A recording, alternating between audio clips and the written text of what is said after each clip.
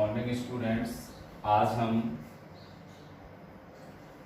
अवतल दर्पण द्वारा प्रतिबिंब का बनना, formation of image by a concave mirror, इसके आपके 6 पॉइंट रहेंगे जिनके बारे में हमें पढ़ना है।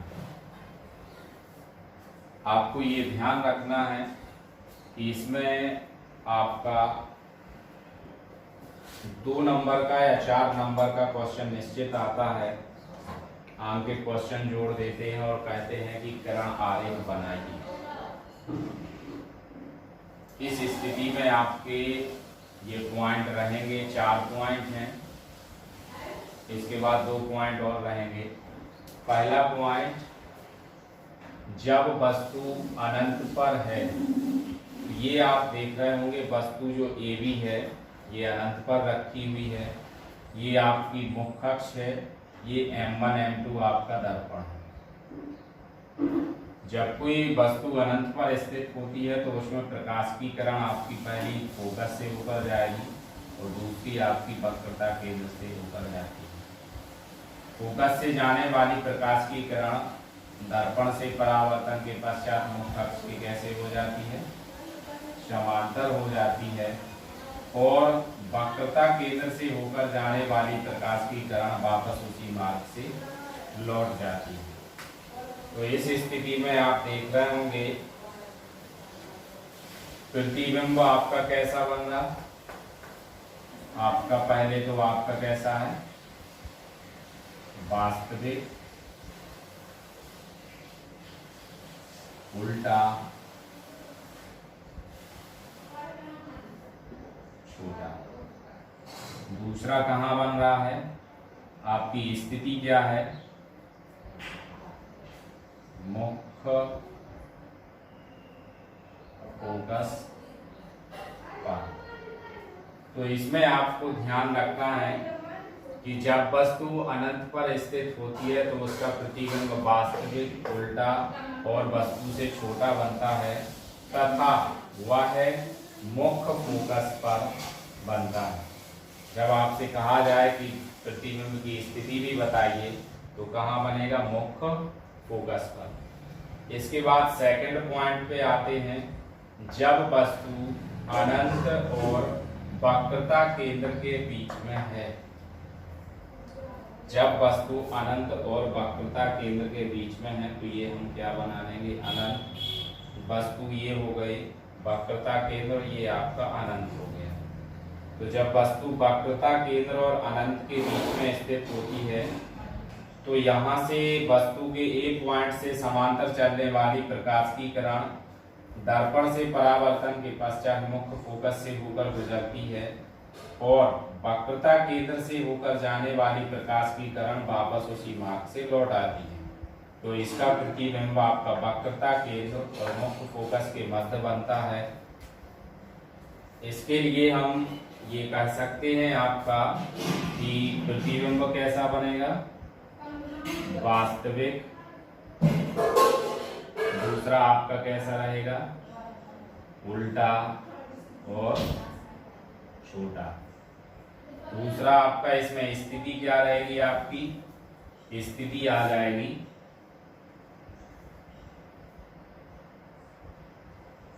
सी व एफ के मध्य। नेक्स्ट आपका थर्ड पॉइंट है, जब वस्तु वक्रता केंद्र पर है।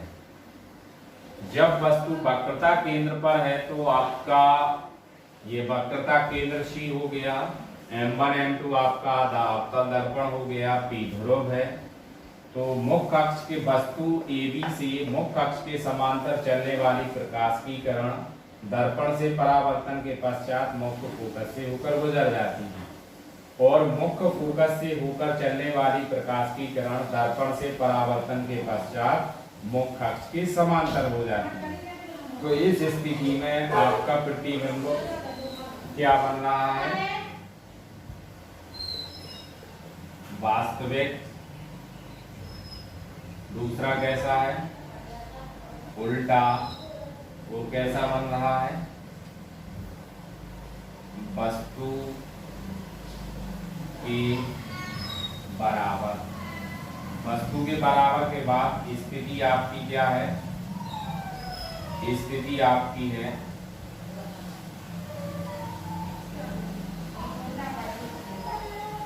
वक्रता केंद्र पर।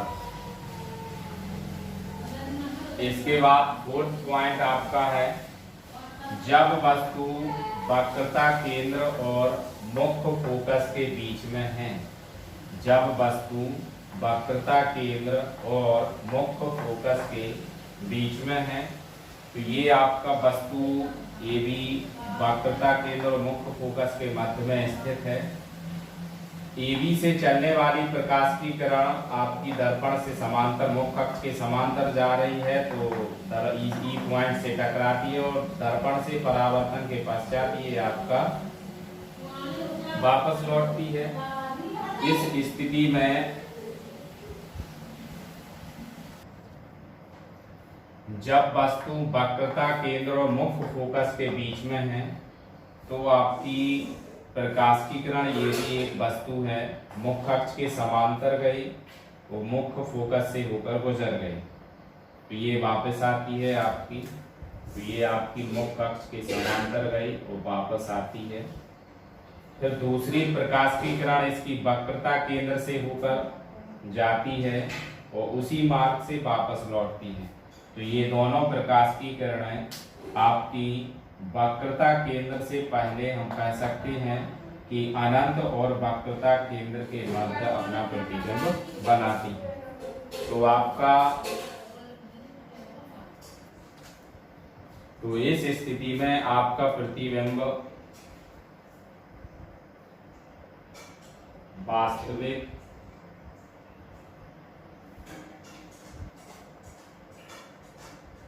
उल्टा,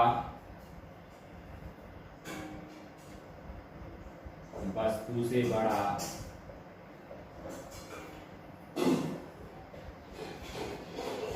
स्थिति,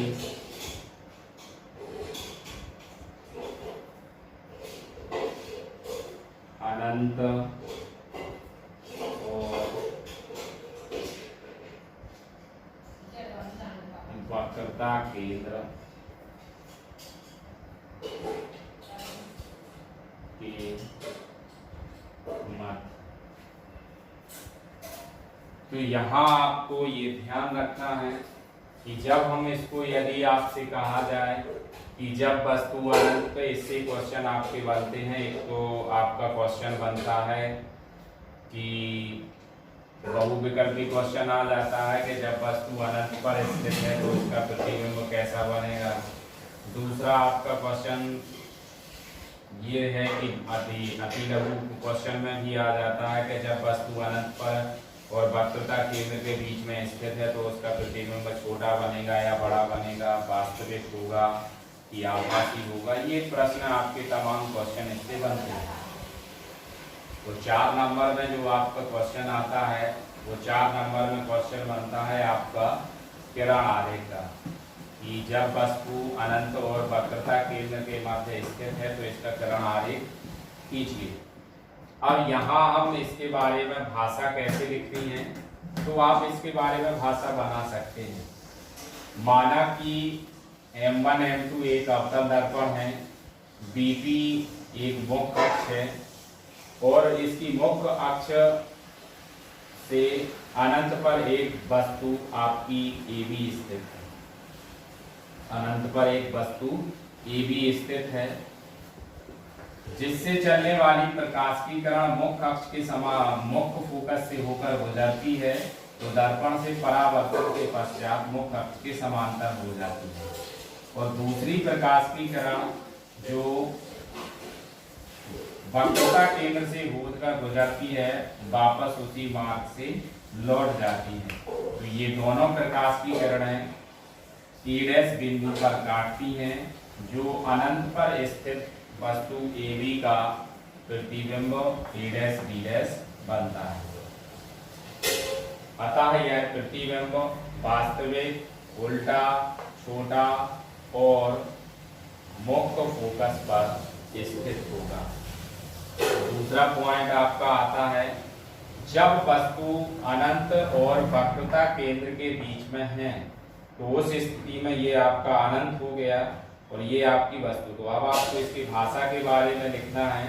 तो माना कि M1 M2 एक अवतल दर्पण है, P इसका ध्रुव है और BP इसकी मुख्य अक्ष है। इसकी मुख्य अक्ष पर वस्तु AB स्थित है, जिसके समांतर चलने वाली प्रकाश की किरण दर्पण से परावर्तन के पश्चात मुख्य फोकस से होकर गुजर जाती है और वक्रता केंद्र से होकर जाने वाली प्रकाश की किरण वापस उसी मार्ग से लौट जाती है। तो इसका प्रतिबिंब आपका वक्रता केंद्र और मुख्य फोकस के मध्य बनता है, जो आपका E' B' कहलाता है। यह प्रतिबिंब वास्तविक, उल्टा, छोटा तथा C व F के मध्य स्थित होता है। तीसरा पॉइंट है, जब वस्तु वक्रता केंद्र पर है तो आपकी ये वक्रता केंद्र पर स्थिति है, तो आप इसमें लिख सकते हैं कि माना कि M1 M2 एक अवतल दर्पण है, BP इसकी मुख्य अक्ष है, वक्रता केंद्र पर वस्तु AB स्थित है। AB से चलने वाली प्रकाश की वस्तु से चलने वाली प्रकाश की किरण मुख्य अक्ष के समांतर है, जो दर्पण से परावर्तन के पश्चात मुख्य फोकस से होकर गुजरती है, और दूसरी प्रकाश की किरण जो मुख्य फोकस से होकर जाती है तो मुख्य अक्ष के समांतर हो जाती है। ये दोनों प्रकाश की किरणें परावर्तन के पश्चात बिंदु A' पर काटती हैं, जो वस्तु AB का वास्तविक प्रतिबिंब A' B' पर बनता है। यह प्रतिबिंब वक्रता केंद्र पर ही बनता है, तो वास्तविक, उल्टा, वस्तु के बराबर और वक्रता केंद्र पर स्थित है। फोर्थ पॉइंट है, जब वस्तु वक्रता केंद्र और मुख्य फोकस के मध्य स्थित है तो आपकी वस्तु स्थित है, तो मुख्य अक्ष के समांतर चलने वाली प्रकाश की किरण AE दर्पण से परावर्तन के पश्चात मुख्य फोकस से होकर गुजर जाती है और वक्रता केंद्र से होकर चलने वाली प्रकाश की किरण वापस उसी मार्ग से CD लौट जाती है। ये दोनों प्रकाश की किरणें A' पर काटती हैं, जो वस्तु AB का वास्तविक, उल्टा और वस्तु से बड़ा प्रतिबिंब है और इसकी स्थिति अनंत और वक्रता केंद्र के मध्य है। इसमें आपका फिफ्थ पॉइंट है, जब वस्तु मुख्य फोकस पर है। जब वस्तु मुख्य फोकस पर है तो इसका आपका प्रतिबिंब अनंत पर बना देते हैं। ये आपका डॉटेड रूप में है, B', B'। जब वस्तु मुख्य फोकस पर, तो ये आपका मुख्य फोकस है, इस पे वस्तु स्थित है AB से वस्तु AB के बिंदु A से मुख्य अक्ष के समांतर चलने वाली प्रकाश की किरण दर्पण से परावर्तन के पश्चात मुख्य फोकस से होकर गुजर जाती है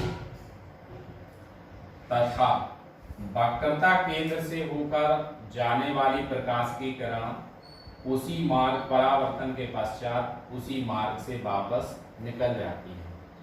इस वस्तु AB का प्रतिबिंब A' B' अनंत पर बनता है, जो कैसा होगा, वस्तु से पहले तो आपका वास्तविक होगा,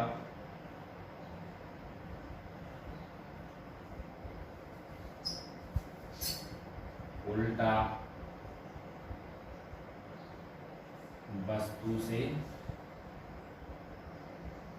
बड़ा और स्थिति कहाँ रहेगी आपकी, अनंत पर।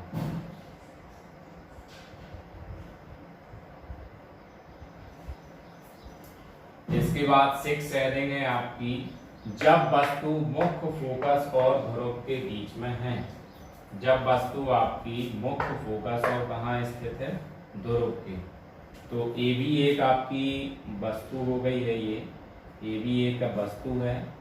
मुख्य अक्ष के समांतर जो प्रकाश की किरण जा रही है वो ई बिंदु पे काटती है, वो वक्रता केंद्र से होकर जा रही, वो आपकी दर्पण को डी बिंदु पे काटती है। तो मुख्य अक्ष के समांतर चलने वाली प्रकाश की किरण दर्पण से परावर्तन के पश्चात मुख्य फोकस से होकर गुजर जाती है और वक्रता केंद्र से होकर जाने वाली प्रकाश की किरण वापस उसी मार्ग से लौट जाती है। ये दोनों प्रकाश की किरणें जब इनको हम आगे और डॉटेड खींचते हैं तो ये इस वस्तु AB का प्रतिबिंब दर्पण के पीछे A', B' पर बनता है। यह है आपका प्रतिबिंब कैसा होगा, आभासी, सीधा, आभासी सीधा, वस्तु से बहुत बड़ा। और स्थिति कहाँ होगी, स्थिति आपकी होगी दर्पण के पीछे। तो इनमें आपने देखा कि जब वस्तु अनंत से स्टार्ट होती है तो इसका प्रतिबिंब आपका ध्रुव के पास से बनना स्टार्ट होता है, छोटा रहता है, उल्टा रहता है। लेकिन जैसे जैसे आपकी वस्तु ध्रुव की ओर खिसकती है वैसे वैसे आपके प्रतिबिंब की स्थिति अनंत की ओर खिसकती जाती है। और एक स्थिति ऐसी आती है कि जब वस्तु आपकी मुख्य फोकस पर स्थित होती है तो वस्तु का प्रतिबिंब अनंत पर ही बनता है। आज हम आपको बस इतने 6 पॉइंट ही पढ़ा रहे हैं। थैंक यू, धन्यवाद।